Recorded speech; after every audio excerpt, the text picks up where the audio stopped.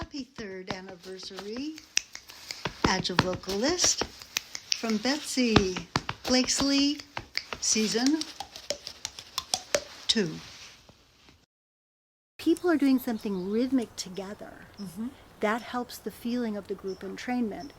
So when people are learning to do some clapping, stepping, slapping of the body in a particular musical pattern, that brings together a feeling of unison or unity or collectivity that can be very healing. And you can almost watch, which I like to do, for the kind of neurological retraining or aligning that starts to happen when people begin to work with a symmetrical pattern of, left, right, left, right, left, right, left, right. And after people have experienced trauma, you really want to work with the beauty of musicality in trying to reshape it. And rhythm, body music, is such a good way to do that because, first of all, it's fun and pleasurable because we get the oxytocin of doing it in a group, or even 2 people or 3 people doing it together. And the nervous system starts to realign and balance so that things that were jangly can begin to become a little smoother. Sometimes when we were working with refugees, we would see a tick under the eye, and it would go away after they were doing body music for a while.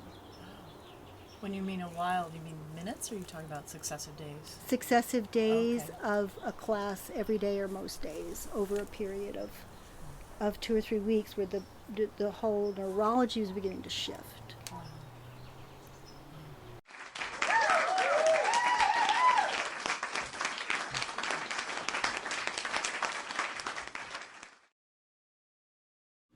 Happy anniversary, Agile Vocalist, from me, Shell Jacques.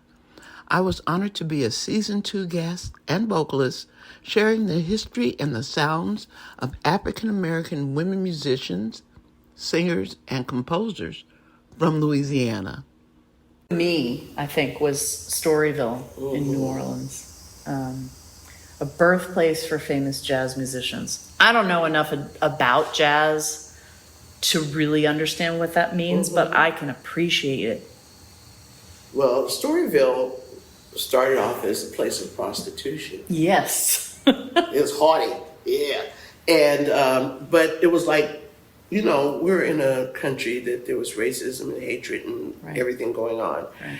And especially when the Americans took over the Louisiana Purchase. I mean, the French weren't angels. Right. But they allowed the slaves to, the enslaved people, should I say, not the slaves, the enslaved people.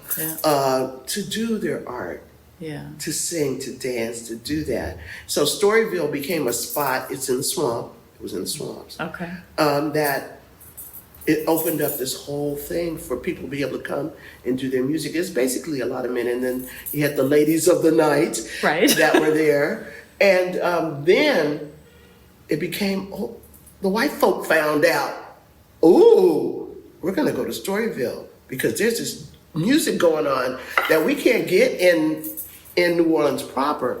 So it was like forbidden fruit in a sexual way, but also in an artistic way, right? Because when you listen to live music, you get your chemicals going, and you right? So it's really interesting.